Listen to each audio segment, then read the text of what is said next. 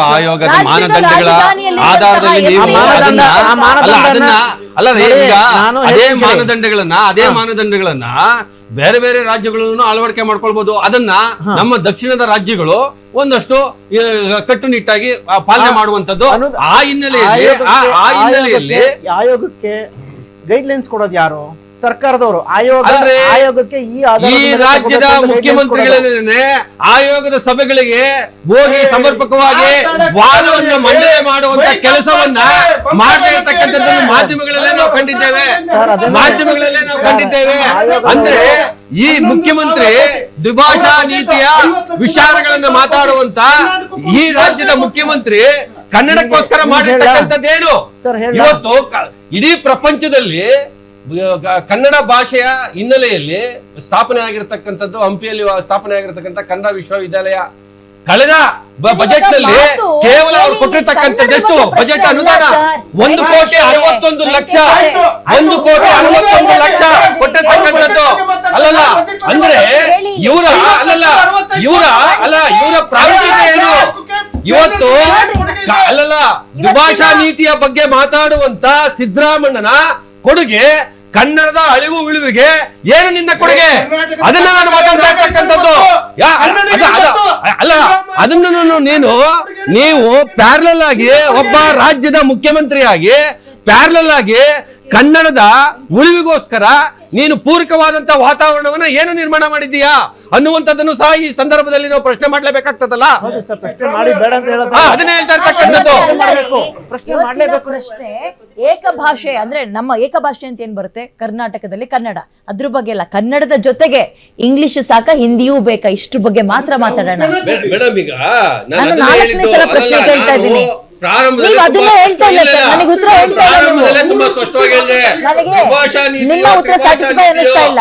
ಏನನ್ನ ಒಪ್ಕೊಳ್ತಾರೋ ಮಹೇಶ್ ಅವ್ರು ಸಮರ್ಥನೆ ಮಾಡ್ಕೊಳ್ತಾರಂತೀರಿ. ಏನು ಮಹೇಶ್ ಅವರು? ನಾವೆಲ್ಲ ಪಾಲಿಸಲೇಬೇಕು. ಮಹೇಶ್ ಅರುಣ್ ಜಾವಗಲ್ ಅವರು ಕೆಲವು ವಿಚಾರಗಳನ್ನು ಸಂಕ್ಷಿಪ್ತವಾಗಿ ಹೇಳಿದ್ರು. ಸತ್ಯ ಅವರು ಹೇಳಿದ್ರು. ನಾವಿಲ್ಲಿ ಮಾತನಾಡ್ತಾ ಇರೋದು ಶಿಕ್ಷಣದ ವ್ಯವಸ್ಥೆಯಲ್ಲಿ ದ್ವಿಭಾಷಾ ಅಥವಾ ತ್ರಿಭಾಷಾ ನೀತಿ. ಬೇರೆದ್ರ ಕಡೆ ಗಮನ ಹೇಳ್ಕೊಳ್ಳೋದು ಬೇಡ. ಇವತ್ತು 2011ರಲ್ಲಿ ನಿಮ್ಗೆ ಗೊತ್ತಿದೆ ವಿದ್ಯಾಜಿ, ಜನಗಣತಿ ನಡೆಯುತ್ತದೆ. ಜನಗಣತಿ ನಡೆದಂಥ ಸಂದರ್ಭದಲ್ಲಿ 22 ಭಾಷೆಗಳನ್ನು ಸಂವಿಧಾನದ 8ನೇ ಪರಿಚ್ಛೇದದಲ್ಲಿ ಮಾತೃಭಾಷೆಗಳು ಅಂತ ಘೋಷಣೆ ಆಗುತ್ತೆ. ಇವತ್ತೇನು ಕರ್ನಾಟಕದಲ್ಲಿ ಅಥವಾ ರಾಷ್ಟ್ರೀಯ ಶಿಕ್ಷಣ ನೀತಿಯಲ್ಲಿ ಇಷ್ಟೇ ಸಮಸ್ಯೆ ಇರೋದು. ಏನು CBSE ಶಾಲೆಗಳಿದೆ, ICSE ಶಾಲೆಗಳಿದೆ, 22 ಮಾತೃಭಾಷೆಗಳಿದೆ. ಆ ಮಗು ಓದುವಂತ ಸಂದರ್ಭದಲ್ಲಿ ಅವನಿಗೆ ಇಷ್ಟವಾದಂಥ ಲ್ಯಾಂಗ್ವೇಜ್ ಅನ್ನ ಆಯ್ಕೆ ಮಾಡೋದನ್ನ ರಾಷ್ಟ್ರೀಯ ಶಿಕ್ಷಣ ನೀತಿಯಲ್ಲಿ ಅಳವಡಿಸಲಾಗಿದೆ. ಅದರಲ್ಲಿ ನಾವಂತಲ್ಲ, ಶಿಕ್ಷಣ ತಜ್ಞರು ಇರ್ತಾರೆ, ದೊಡ್ಡ ದೊಡ್ಡ ಮುಖ್ಯಮಂತ್ರಿಗಳು. ಅವರಿಗೆ ಗೊತ್ತಿದೆ ಅನ್ಕೊಳ್ತೀನಿ ನಾನು. NEP ಏನು ಅಂತ ಹೇಳಿದ್ರೆ ಸುಪ್ರೀಂ ಕೋರ್ಟ್ ಸಲಹೆ ಸೂಚನೆಗಳನ್ನ ನೀಡಿದೆ. ಯಾವ ಮಗು ಯಾವ ಭಾಷೆಯನ್ನಾದ್ರೂ ಸಹ ಅಳವಡಿಸ್ಕೋಬಹುದು, ತಗೋಬಹುದು. 22 ಭಾಷೆಗಳಿದೆ. ಅದನ್ನ 8ನೇ ಪರಿಚ್ಛೇದದಲ್ಲೂ ಹೇಳಲಾಗಿದೆ. ಇಲ್ಲಿ ಏನು ಅಂತ ಹೇಳಿದ್ರೆ ವಿದ್ಯಾಜಿ, ಇಲ್ಲಿ ಶಿಕ್ಷಣ ವ್ಯವಸ್ಥೆಯಲ್ಲಿ CRP cluster resource person, BRP block resource person, BEO DDPI ಇವರ ನೇತೃತ್ವದ ಶಿಕ್ಷಣ ಅಧಿಕಾರಿಗಳು ರಾಜ್ಯ ಸರ್ಕಾರದಲ್ಲಿ ಈಗಾಗಲೇ ಕಾರ್ಯನಿರ್ವಹಿಸ್ತಾ ಇದ್ದಾರೆ. ರಾಜ್ಯದಲ್ಲಿ ಏನಾದರೂ ಸಹ ಯಾವುದೇ ಕನ್ನಡ ಶಾಲೆಗಳಿರ್ಬೋದು ಅಥವಾ ರಾಜ್ಯ ಶಿಕ್ಷಣ ಸಂಸ್ಥೆಗೆ ಒಳಪಟ್ಟಂಥ ಶಾಲೆಗಳು CBSE ದಿಢೀರಂತ ಓಪನ್ ಮಾಡಿಬಿಟ್ರೆ, ICSE ದಿಢೀರಂತ ಓಪನ್ ಮಾಡಿಬಿಟ್ರೆ ಇವರು ಇಮ್ಮಿಡಿಯೇಟ್ಲಿ ಅವ್ರಿಗೆ ನೋಟಿಸ್ ಕೊಟ್ಟು ಲಾಕ್ ಹಾಕ್ಸ್ಬೋದು. ಈಗಾಗಲೇ ಕರ್ನಾಟಕದ ಶಿಕ್ಷಣ ವ್ಯವಸ್ಥೆಯಲ್ಲಿ ಈಗಾಗಲೇ ನೀವು ಚೆಕ್ ಮಾಡಿ, ರಿಯಲ್ ಫ್ಯಾಕ್ಟ್ ಅನ್ನು ಚೆಕ್ ಮಾಡಿ. CRPಗಳು ಕಡಿಮೆ ಅಂದ್ರೂ 150 ಶಾಲೆಗಳಿಗೆ ಬೀಗ ಜಡ್ದಿದ್ದಾರೆ. ಇದನ್ನ ಇಟ್ಕೊಳ್ಳಿ, ದಯಮಾಡಿ ಚೆಕಪ್ ಮಾಡಿ. ನಾನು ಹೇಳ್ತಾರೆ ಸುಳ್ಳಾದ್ರೆ ನಾನು ಇದನ್ನ ಬಿಟ್ಬಿಡ್ತೀನಿ. ಇದನ್ನ ನಾನು ಬರೋದೇ ಇಲ್ಲ ನಾಳೆಯಿಂದ ನಿಮ್ಮ ಮಾಧ್ಯಮಕ್ಕೆ. ಇವತ್ತು ಅರುಣ್ ಸರ್ ಹೇಳೋದೇನು ಅಂತ ಹೇಳಿದ್ರೆ, ಇವತ್ತು ಕನ್ನಡ ಪರ ಸಂಘಟನೆಗಳು ಹೋರಾಟ ಏನಿದೆ ಅಂತ ಹೇಳಿದ್ರೆ, 3ನೇ ಭಾಷೆ ಬರಲಾಗಿ ಹಿಂದಿ ಭಾಷೆಯನ್ನ ಹೇರಲಾಗಿ ಇವತ್ತು 90,794 ಜನ ಹಿಂದಿ ಬರ್ದೇ ಇರೋ ಮಕ್ಕಳು ಫೇಲ್ ಆಗಿದ್ದಾರೆ. ಇದರ ಅರ್ಥ ಹಿಂದಿ ಹೇರಿಕೆ ಬಲವಾಗಿದೆ ಅಂತ ಪ್ರತಿಪಾದನೆ ಯಾರ್ದು? ಹೋರಾಟಗಾರರದು. ನಾವು ಅಷ್ಟೇನೆ, ನಾನು ಸಹ ಹಿಂದಿ ಫೇಲ್ SSLCಲಿ. ಯಾರು? I am also failed. ನಾನು ಹಿಂದಿ ಫೇಲ್ ಆದ್ರೂ ನಾನು ಪಾಸ್ ಆಗ್ಬಿಟ್ಟೆ. ಯಾಕೆ ಅಂತ ಹೇಳಿದ್ರೆ ನಾನು ಕನ್ನಡ ಇಂಗ್ಲಿಷ್ ಪಾಸ್ ಆಗಿದ್ದೆ.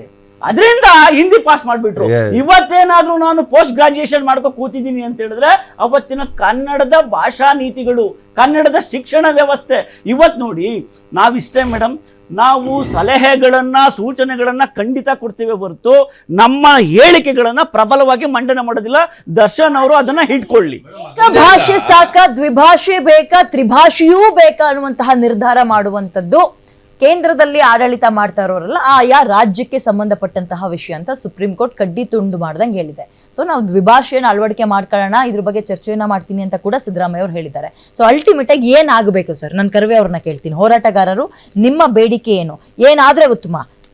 ಮತ್ತೊಂದು ಇನ್ನೊಂದು ಹೇಳ್ಬಿಡ್ತೀನಿ, ಹಿಂದಿ ಒತ್ತಡ ಬೇಡ ಅಂತ ಹೇಳ್ತಾ ಇದೀವಿ ಹೊರತು, ಹಿಂದಿ ಏರಿಕೆ ಬೇಡ ಅಂತ ಹೇಳ್ತಾ ಇದೀವಿ ಹೊರತು, ಹಿಂದಿ ನಮ್ಮ ವಿರೋಧಿ ಭಾಷೆ ಅಲ್ಲ, ನಮ್ಮ ಎನಿಮಿ ಅಲ್ಲ. ಅದು ಕಲ್ತ್ರ ತಪ್ಪಲ್ಲ, ಇನ್ನು ಒಳ್ಳೇದೆ. ಹಿಂದಿಗೆ ವಿರೋಧ ಮಾಡ್ತಾನೆ ಇಲ್ಲ. ಹಿಂದಿ ಭಾಷೆ ಹಿಂದಿ ರಾಜ್ಯಗಳಲ್ಲಿ ಮೊದಲನೇ ಸ್ಥಾನನೇ ಸಿಗ್ಬೇಕು. ಅಲ್ಲೂ ಏನು ಹಿಂದಿ ರಾಜ್ಯಗಳಲ್ಲಿ ಸಿಗ್ಲೇಬೇಕು. ಯಾಕೆಂದ್ರೆ ಆ ಹಿಂದಿ ರಾಜ್ಯ ಇನ್ನೊಂದು ಪ್ರಾಬ್ಲಮ್ ಇದೆ ಅಲ್ಲಿ. ಹಿಂದಿ ರಾಜ್ಯಗಳು ಅಂತ ನಾವೇನ್ ಕರಿತೀವಿ, ಉತ್ತರ ಪ್ರದೇಶ, ಬಿಹಾರ, ಈ ರಾಜ್ಯಗಳಲ್ಲಿ ಅವ್ರದೇ ಆದ ಬಹಳಷ್ಟು ಭಾಷೆಗಳಿದೆ. ಪಾಪ ಅವ್ರಿಗೆ ಏನ್ ಮಾಡಿದ್ದಾರೆ ಭಾರತ ಸರ್ಕಾರದವರು ಅಂದ್ರೆ ಆ ಭಾಷೆಗಳನ್ನೆಲ್ಲ ತುಳಿದಾಕ್ಬಿಟ್ಟಿದ್ದಾರೆ. ಬ್ರಜ್ ಭಾಷಾ ಇರ್ಬೋದು, ಭೋಜ್ಪುರಿ ಭಾಷಾ ಇರ್ಬೋದು, ಮೈಥಿಲಿ ಭಾಷಾ ಇರ್ಬೋದು. ಸೊ ಭೋಜ್ಪುರಿ ಭಾಷೆ ಮಾತಾಡೋ ಕೋಟ್ಯಾಂತರ ಜನ ಇದ್ದಾರೆ, ಅಥವಾ ರಾಜಸ್ಥಾನಿ ಭಾಷೆ ಇರ್ಬೋದು. ಇವರೆಲ್ಲರೂ ಏನು ಮಾಡ್ತಾ ಇದ್ದಾರೆ ಅಂದರೆ ಅವರ ಭಾಷೆಗಳನ್ನ ಆರ್ಟಿಕಲ್ ಅಂದರೆ ಸ್ಕೆಡ್ಯೂಲ್ 8 ಅಲ್ಲಿ ಸೇರಿಸಿ ಅಂತ ಒಂದು ಹೋರಾಟವನ್ನು ಮಾಡ್ತಾನೆ ಇದ್ದಾರೆ.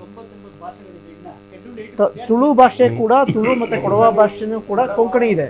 ಕೊಂಕಣಿ ಈಗಾಗಲೇ ಇದೆ, ಆದ್ರೆ ಕೊಡವಾನು ಕೇಳಿದ್ದಾರೆ, ಆಮೇಲೆ ತುಳುನು ಕೇಳಿದ್ದಾರೆ. ಈಗ ಈ ದ್ವಿಭಾಷೆ ಅಂತ ಬಂದಾಗ ಕೇಂದ್ರದ ಕೆಲವೊಂದು ಸವಲತ್ತುಗಳು, ಈಗ ಎಕ್ಸಾಂಪಲ್ ರೈಲ್ವೆ, ಇಲ್ಲೆಲ್ಲ ಹೆಂಗ್ ವರ್ಕ್ ಆಗುತ್ತೆ? ಬ್ಯಾಂಕಿಂಗ್ ಸೆಕ್ಟರ್, ಮುಖ್ಯವಾಗಿ ಏನಂದ್ರೆ ಭಾರತ ಸರ್ಕಾರದ ಬ್ಯಾಂಕಿಂಗ್ ವಲಯ ಅಂತೆಲ್ಲ ಪ್ರಾದೇಶಿಕ ಭಾಷೆಗಳಲ್ಲಿ ಹೌದು ಅಲ್ಲಲ್ಲ, ಈಗ ಪ್ರಾದೇಶಿಕ ಭಾಷೆಗಳಲ್ಲಿ ಪರೀಕ್ಷೆ ತಗೊಳ್ಳೋದಿಕ್ಕೆ ಅವಕಾಶ ಮಾಡಿಕೊಟ್ಟಿದ್ದಾರೆ. ಏನ್ ಸಮಸ್ಯೆ ಏನಿಲ್ಲ. ವ್ಯವಸ್ಥೆ ಏನಿದೆ ಅದಕ್ಕೆ ನಾವು ಹೋಲಿಸ್ಕೋಬಹುದು. ಅಲ್ಲಿನ ಏನು ವೈವಿಧ್ಯತೆ ಇದೆ, ಇಲ್ಲೂ ಅದೇ ತರ ವೈವಿಧ್ಯತೆ ಇದೆ. ಯುರೋಪಿಯನ್ ಯೂನಿಯನ್ ನಲ್ಲಿ 22 ಭಾಷೆಗಳನ್ನು ಅವರು ಅಫಿಷಿಯಲ್ ಲ್ಯಾಂಗ್ವೇಜ್ ಅಂತ ಕರ್ಕೊಂಡಿದ್ದಾರೆ. ಪ್ರತಿಯೊಂದು ವಿಚಾರಗಳನ್ನು ಸಹ, ಪ್ರತಿಯೊಂದು ನೋಟಿಫಿಕೇಶನ್ ಆಗ್ಬೋದು, ಕಾನೂನುಗಳನ್ನ ಆ 22 ಭಾಷೆಗೆ ನ್ಯಾಷನಲ್ ಲ್ಯಾಂಗ್ವೇಜ್ ಅಲ್ಲ ಅಲ್ವಾ ಸರ್? ಇಲ್ಲೂ ಸಹ ಕನ್ನಡದ ಹಿಂದಿ ಜೊತೆಗೆ ಬೇರೆ ಭಾಷೆಗಳನ್ನ ಆಡಳಿತ ಭಾಷೆ ಮಾಡ್ಕೋಬೇಕು. ನಮ್ಮ ಅಲ್ಲಿ ಏನ್ ಮಾಡ್ತಾರೆ, $1 ಬಿಲಿಯನ್ ಅಂದ್ರೆ ಸುಮಾರು 8 ರಿಂದ 9 ಸಾವಿರ ಕೋಟಿ ರೂಪಾಯಿಯನ್ನ ಅನುವಾದಕ್ಕೆ ಇದು ಮಾಡ್ತಾರೆ ಯುರೋಪಿಯನ್ ಯೂನಿಯನ್ ಅಲ್ಲಿ. ನಮ್ಮ ಭಾರತ ಸರ್ಕಾರದ ಬಜೆಟ್ ಎಷ್ಟು? 30 ರಿಂದ 35 ಲಕ್ಷ ಕೋಟಿ. ನಾವಿಲ್ಲಿ $1 ಬಿಲಿಯನ್ ಅಂದ್ರೆ ಒಂದು 8 ರಿಂದ 10 ಸಾವಿರ ಕೋಟಿ ಅನ್ಕೊಂಡ್ರು. 10 ಸಾವಿರ ಕೋಟಿ ಅವರು ಜನರಿಗೆ, ಅಂದ್ರೆ ಪ್ರಜಾಪ್ರಭುತ್ವ ನಿಜವಾಗ್ಲೂ ಇರಬೇಕು ಇಲ್ಲಿ ಅನ್ನೋ ಒಂದು ವ್ಯವಸ್ಥೆಯಲ್ಲಿ ಅವರು ಯೋಚನೆ ಮಾಡಿದ್ರೆ ಎಲ್ಲಾ ವಿಚಾರಗಳನ್ನು ಎಲ್ಲಾ ಭಾಷೆಗೂ ಅನುವಾದ ಮಾಡಿ ಜನರಿಗೆ ಮತ್ತು ಸರ್ಕಾರಕ್ಕೆ ಇರೋ ಅಂತರವನ್ನ ಕಡಿಮೆ ಮಾಡೋದಕ್ಕೆ ಸಾಧ್ಯ ಆಗುತ್ತೆ. ಆದರೆ ಯಾರು ಮಾಡೋದಿದ್ದನ್ನ? ಹಿಂದಿಯವರ ಸಂಖ್ಯೆ ಜಾಸ್ತಿ ಇರೋದ್ರಿಂದ ಲೋಕಸಭೆಯಲ್ಲಿ ಅವ್ರಿಗೆ ಎಲ್ಲ ಕಡೆ ಹಿಂದಿ ಬೇಕು. ಅವರಿಗೆ ಬೇಕಾಗಿರೋ ಕಾನೂನುಗಳನ್ನ ಅವರು ಜಾರಿ ಮಾಡ್ಕೊಳ್ತಾ ಇದ್ದಾರೆ ಅಷ್ಟೇನೆ. ಇಲ್ಲಿ ಆಗ್ತಾ ಇರೋದು ಅದೇ ಪ್ರಾಬ್ಲಮ್. ನಮ್ಮ ಪಾಪ ನಾವಿಲ್ಲಿ ಜಗಳಾಡ್ತಾ ಇದೀವಿ. ಅವ್ರು ಯಾವ ಪಕ್ಷದ ಬಗ್ಗೆಯೂ ಮಾತಾಡಿಲ್ಲ ನಾನು ಯಾವ ಪಕ್ಷದವರು ಮಾತಾಡಿಲ್ಲ. ನಾನು ಏನ್ ಹೇಳಕ್ ಹೊರಟಿದ್ದೀನಿ ಅಂದ್ರೆ, ಇಲ್ಲಿರೋ ಕರ್ನಾಟಕದ ಯಾವ ರಾಜಕಾರಣಿಗಳಿಗೂ ಕನ್ನಡ ಕಡಿಮೆ ಆಗ್ಬೇಕು ಅನ್ನೋ ನಿಲುವು ಯಾರಿಗೂ ಇಲ್ಲ. ಆದ್ರೆ ಇವತ್ತಿನ ರಾಜಕೀಯ ವ್ಯವಸ್ಥೆ ಏನಿದೆ, ಯಾರಿಗೂ ಇಲ್ಲ. ಯಾಕಿಲ್ಲ ಅಂದ್ರೆ ಲೋಕಸಭೆಯಲ್ಲಿ ಹೆಚ್ಚಿನ ಜನಸಂಖ್ಯೆ ಹಿಂದಿ ಇರೋದ್ರಿಂದ ಅವರು ಇವನ್ನೆಲ್ಲ ಓವರ್ ರೈಡ್ ಮಾಡೋದಕ್ಕೆ ಸಾಧ್ಯ ಆಗುತ್ತೆ. ಅವರು ಬಲಾತ್ಕಾರವಾಗಿ ಅವರಿಗೆ ಬೇಕಾಗಿರೋ ನಿಯಮವನ್ನ ಜಾರಿಗೆ ತರಕ್ಕೆ ಸಾಧ್ಯ ಆಗುತ್ತೆ. ಸೊ ಹಾಗಾಗಿ ಕರ್ನಾಟಕದ ರಾಜಕಾರಣಿಗಳು ಅವರ ಮುಂದೆ ತಲೆ ಬಾಗ್ಲೇಬೇಕಾದ ಪರಿಸ್ಥಿತಿ.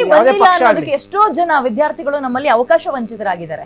ಅದಾಗೋದು ಬೇಡ ಅನ್ನೋ ಹಿನ್ನೆಲೆಯಲ್ಲಿ ದ್ವಿಭಾಷೆ ಸಾಕು. ಒಂದು ನಮ್ಮಲ್ಲಿ ಮಾತಾಡಕ್ಕೆ ಕನ್ನಡ, ಮತ್ತೊಂದು ಹೊರ ರಾಜ್ಯಕ್ಕಾದ್ರೂ ಆಗಿರ್ಲಿ, ಹೊರ ದೇಶಗಳಿಗಾದ್ರೂ ಆಗಿರ್ಲಿ ಇಂಗ್ಲಿಷ್ ಸಾಕು, ಒತ್ತಡ ಹೇರಬೇಡಿ ಅನ್ನೋದು ಕನ್ನಡ ಪರ ಸಂಘಟನೆಗಳ ಹೋರಾಟ ಅಲ್ವಾ? ಥ್ಯಾಂಕ್ ಯು ಸೋ ಮಚ್ ಇಷ್ಟೊತ್ತು ಕಾರ್ಯಕ್ರಮದಲ್ಲಿ ಭಾಗವಹಿಸಿದ್ದಕ್ಕೆ. ಇಲ್ಲ ಸರ್, ಟೈಮ್ ಆಗ್ಬಿಡ್ತು. Thank you so much. 2 ಸಂಪರ್ಕ ಭಾಷೆಗಳು ಬೇಡ, ಒಂದು ಸಾಕು. ಒಂದು ಇಲ್ಲಿನ ಲೋಕಲ್ ಲ್ಯಾಂಗ್ವೇಜ್, ಮತ್ತೊಂದು ಸಂವಹನಕ್ಕೆ, ವ್ಯವಹಾರಕ್ಕೆ, ಮತ್ತೊಂದು ಇಂಗ್ಲಿಷ್ ಸಾಕು ಅನ್ನುವಂಥದ್ದು ಚರ್ಚೆ ಆಗ್ತಾ ಇದೆ. ದ್ವಿಭಾಷಾ ಸೂತ್ರಕ್ಕೆ ನಾನು ಕೂಡ ನನ್ನ ಒಪ್ಪಿಗೆ ಇದೆ, ಬಟ್ ಅದನ್ನ ಸಚಿವ ಸಂಪುಟದಲ್ಲೂ ನಾವು ಚರ್ಚೆ ಮಾಡೋಣ ಅಂತ ಸಿದ್ದರಾಮಯ್ಯ ಅವರು ಹೇಳಿದ್ದಾರೆ. ನೋಡೋಣ ಮುಂದಿನ ದಿನಗಳಲ್ಲಿ ಏನಾಗುತ್ತೆ. ದ್ವಿಭಾಷೆನ, ತ್ರಿಭಾಷೆನ, ಮತ್ತೊಂದಿರಲಿ ತ್ರಿಭಾಷೆನ ತಂದಿದ್ದು ಇದೇ ಕಾಂಗ್ರೆಸ್ ಸರ್ಕಾರ. ಈಗೇನೋ ಸ್ವಲ್ಪ ಬದಲಾವಣೆ ಮಾಡ್ತೀವಿ ಅಂತ ಇದ್ದಾರೆ, ಬಟ್ ಆ ಬದಲಾವಣೆ ಮಾಡೋದು ಬೇಡ, ಹಿಂದಿಯೇ ಇರಲಿ ಅನ್ನೋದು ಬಿಜೆಪಿ ವರ್ಷನ್ ಆಗಿದೆ. ಸೊ ಇಬ್ಬರಲ್ಲೂ ಕೂಡ ತಾಳಮೇಳ ಇಲ್ಲ ಅನ್ನೋದು ಗೊತ್ತಾಗ್ತಾ ಇದೆ.